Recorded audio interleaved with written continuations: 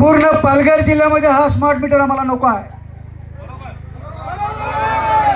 पूर्ण पालघर जिल्ह्यामध्ये हा विषय महाराष्ट्राचा आहे। आणि मध्ये येऊन मला समजवलं त्यांनी की म्हणे साहेब मार्क्सवादी कम्युनिस्ट पक्षाचे जिल्ह्याचे सचिव कॉम्रेड किरण गाला विक्रमगडहून या ठिकाणी आलेले आहेत, त्यांचे सुद्धा या मोर्चामध्ये आम्ही स्वागतच करतो।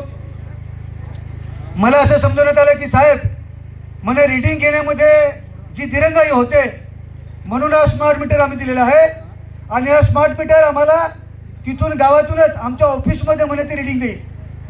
आणि तुम्ही काय फक्त खुर्च्या गरम करायला नुसते का? म्हणजे खुर्च्या गरम करायला पगार घ्यायचा म्हणजे तुम्हाला गावाच्या आलं नको?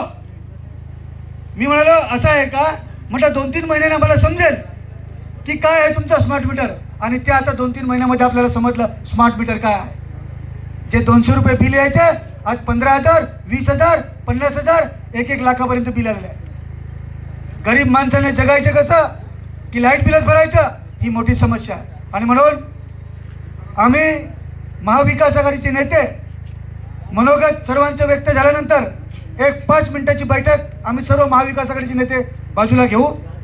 त्याच्यामध्ये आम्ही एकमताने निर्णय घेऊ की यांना स्मार्ट मीटर काढून आमचे जुने BPL मीटर तुम्ही लावून देण्यासाठी तुम्हाला किती वेळ लागेल हे। पूर्ण पालघर जिल्ह्यामध्ये हा स्मार्ट मीटर आम्हाला नको आहे।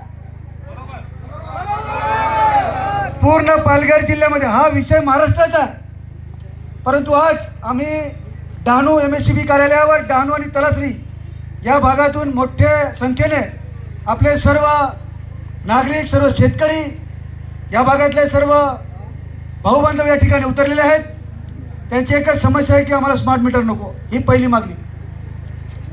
दुसरा, बऱ्याच त्या ठिकाणी ग्रामीण भागामध्ये फार मोठ्या संख्येने हे स्मार्ट मीटर लावलेले आहेत। या भागात काँग्रेस पक्ष, राष्ट्रवादी काँग्रेस, शरद पवार चंद्र साहेबांचे राष्ट्रवादी, उद्धव बाळासाहेब ठाकरेंची शिवसेना,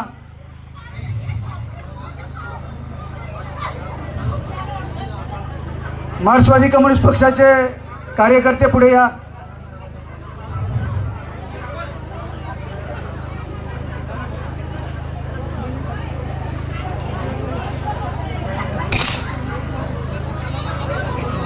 जे या ठिकाणी या मॅडम यावरती चल वर्षा ये पुढे।